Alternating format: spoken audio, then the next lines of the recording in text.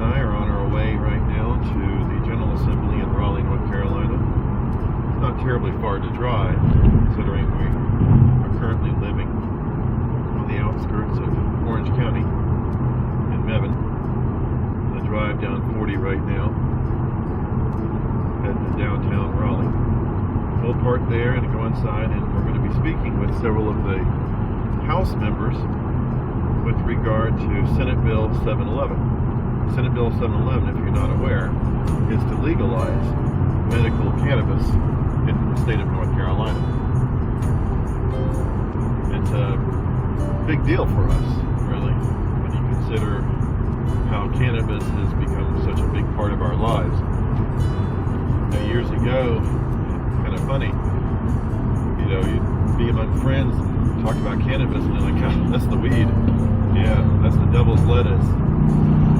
A lot of negative stories about marijuana. It wasn't until Mary had done a lot of homework because of my recurring cancer that we realized that all these stories were probably fictional, not really truth-based. The more we learn about cannabis, the more we understand from the research that we read about. Cannabis is a pretty cool herb, if you want. It's a botanical. It has chemicals that help us. Yet pharmaceutical companies, law enforcement agencies, and lobbying firms and other organizations fight it because it doesn't fit their overall agenda. Did you know that one of the largest contributors to anti-marijuana campaigns are going to be private prisons, law enforcement support groups, drug companies? Pretty much the groups that lobby against something are the groups that you need to pay attention to. What's their agenda? Well, all the medical cannabis concerns with the anti-groups considered, we're going to do our part as much as we can today, just like we did last year, same thing. We're going to talk to lawmakers in Raleigh, let them know how cannabis does help and why it should be used, or be available to be used for people who are willing to use it. In my case, a little bit on my history, Mary, my wonderful wife, who's actually filming right now, she was the one that got everything started. My cancer kept coming back. And the cancer I have is intracranial primary melanoma. And they often refer to it as a metastatic melanoma, but it's not. It actually originated in the brain. It's skin cancer in the brain. And the first few times it came back, it was pretty tame. It came back slowly, but it became more aggressive over time. Mary had done some research into cannabis in general and discovered that many of the important compounds that help, that have been shown by medical science, by researchers, to cause things such as apoptosis or decreased angiogenesis and other aspects or mechanisms or behaviors in the human body that restrict the growth of cancer. Cannabis was actually shown to cause these actions to happen. While it was doing that, it had to cross the blood-brain barrier. That was kind of a big deal because during the time that I was most worried, I'm still worried, of course, most worried about my very rapid cancer growth, Mary had discovered that cannabis compounds cross the blood-brain barrier, but some of the chemicals that they may have used for chemotherapy or other related treatments for my type of cancer may not properly cross the blood-brain barrier. Hard word to say, or hard phrase. But because cannabis compounds do, there was hope. Yet more and more medical research shows that cannabis likely helps. There's no funding, or there's very little funding as compared to the funding that you find from big companies, big pharma, jumping on other compounds that are made in a lab. Instead of making everything in a lab, why not use Mother Nature first? Well, I guess the big problem there, of course, is who gets the royalties from all that. Maybe that's why the big drug companies aren't embracing cannabis. And if they did, maybe at some point what they would do is have the FDA pass some set of regulations making it impossible to get cannabis compounds that are useful, because now they're suddenly used in a drug. And the everyday person, such as myself, wouldn't have access to them except perhaps through expensive pharmaceutical prices. Produce a product, charge a lot of money for it, put some natural compounds in it that are readily available and cheaper. But when you dress them up with other chemicals that you've wrapped into some drug, a pill or a shot or something, you can charge a lot more for it. And perhaps that's why drug companies are against medical cannabis. There's no way for them to make the millions that they do, like they do with the vaccines and other products, if you can't trademark or patent it. But we want, Mary and I and many others like us, we want people to have the option, the very clear option, of having medical cannabis as a possible aid in helping to increase comfort in their lives. I know with me, for example, if it got to the point where the doctors say that nothing else will work, and in fact they're pretty much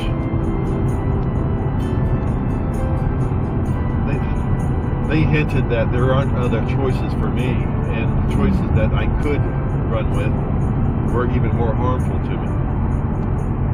I'll come back to that in a moment.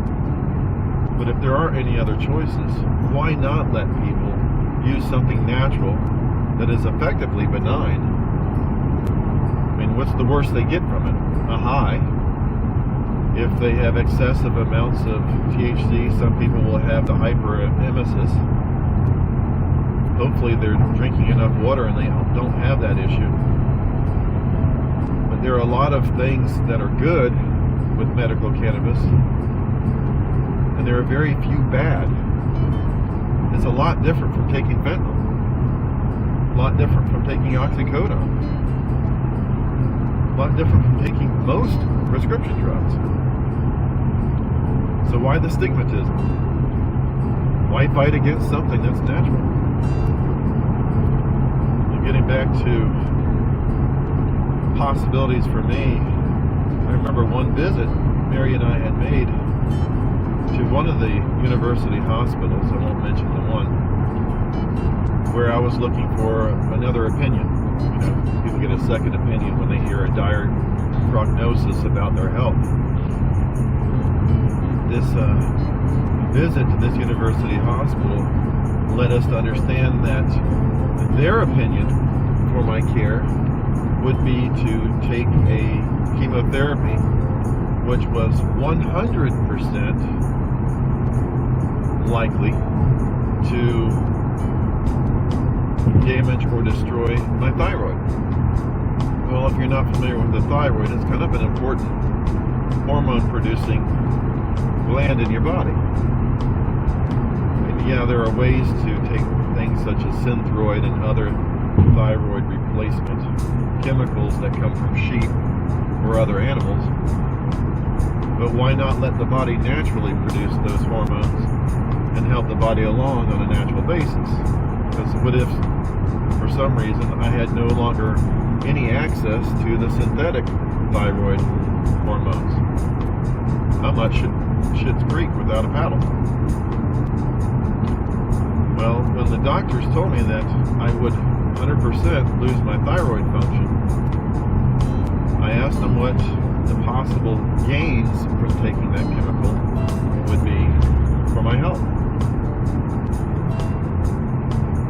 They mentioned I would perhaps have a 3 to 10% chance of having improvement against the cancer. 3 to 10% chance versus a 100% chance of losing my thyroid function. The odds weren't favorable to me, because the quality of life of losing my thyroid function, I know you can probably comment on this video how the thyroid doesn't really matter, you can use all these synthetics. Yeah, great, I'm glad you believe that way. But my personal opinion, of course it is my personal opinion, you're welcome to have a contrarian opinion, but I like the natural way better. If my thyroid is functioning naturally, isn't that a good thing? So I determined that the thyroid destruction versus the 3 to 10% possibility of having improvement in my health was not a likely or a reasonable option. The other options, the only option that really works right now for me, other than what I'm doing outside of medical care, is to get the gross removal or just the surgery every time the tumors come back, and hope each time that the tumors don't come back in an area that is dangerous, more dangerous to my health. Of course, every surgery I get, and I've had quite a few already, every surgery I get is dangerous. Every time I go under general anesthesia, it's dangerous. There's always the possibility that a mistake would be made, an important blood vessel would be damaged, any number of things. The chemicals that are used in the general anesthesia to put me under could cause even more problems. So surgery, well, a lot of people will say, is just go get it cut out each time. Great, yeah, you can do that. Each time it's a risk, it's not benign. Going back to chemotherapy, it's not benign. A lot of people think, well, just follow the doctor's orders. The doctor knows what's best. I don't always believe that. They're human, just like me. I make mistakes all the time in my work. When I make a mistake, we lose money. When I make a mistake, I harm a customer or a client, and I have to make things right. If a doctor makes a mistake, someone could die, and it happens all the time. Doctors are human, and they end up providing their best opinion, I would say, for the most part, based upon medical science and based upon pharmaceutical companies telling them what works from their stash of tools. That limited, or that very finite stash of tools should be opened up. More botanical options should be allowed. Years ago, homeopathic tools, mainly made from herbs that have been proven for centuries, were the mainstay of medical practice. And then back in the early 20th century, I've read about this in history books, different organizations lobbied for restricting medical practitioners from using homeopathic, natural, herbal solutions. Why not open these botanical solutions? People, then you learn how to drive. Why not open these natural solutions up again to include cannabis? Things like ashwagandha and other products. Let people use them without the stigma, without saying, this is evil, this will kill you. Well, fentanyl will kill you. Oxycodone will kill you. Acetaminophen will kill you.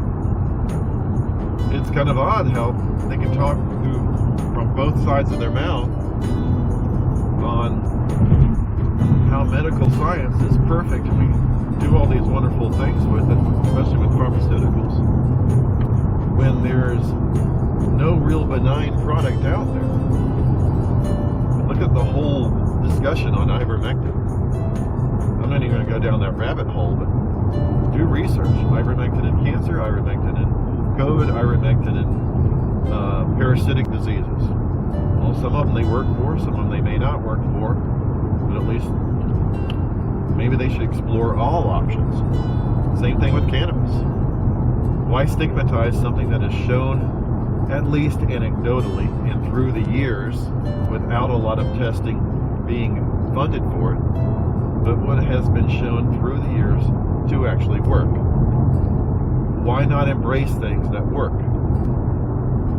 For people like me, it's quite ridiculous that people with cancer, people with PTSD, people with serious issues, life-threatening issues, that lawmakers would say, oh, we worry about all these unintended consequences, which is kind of ironic because they always forget those unintended consequences, or they seem to. But it seems to be more about control over who has access and who is taxed and who makes the money, and will the licensees on the program have enough income for the state to manage this program. It's great. I think the program should be properly managed. But everybody is worried about control when they really need to be worried about the consumer, the patient, the person who has this kind of worry, the cancer patients, the people who are constantly worried about their health. Well, I like the idea of living. It's a pretty cool idea to me, and I'm enjoying my life. I embrace it every day. I deal with the pain associated with the treatments from the cancer. I would say 75% of the time I don't have to worry about it, but there's that 25, maybe a little bit more percent of the time where my life is extremely uncomfortable because of what I'm fighting. A natural alternative like the cannabis, if they load up on cannabis following the protocols that have been tested in a lot of locations, especially California, Colorado, cannabis doctors who've understood how cannabis works and how they can dose it, why not let them use the cannabis treatments to create the apoptosis and help with fighting cancer? Because pretty much the worst case for them is they sleep a lot. And sleeping and hopefully healing is better than sleeping and dying from a terminal disease. So why not embrace medical cannabis across the board, control it as you need to, but allow the patients access to it? More and more we need to investigate how it actually helps the human body. More studies need to be approved. And the government doesn't need to be restricting access to it once they learn that it can be used medically. Of course, they probably will, but hopefully people will have access to cannabis to help heal themselves.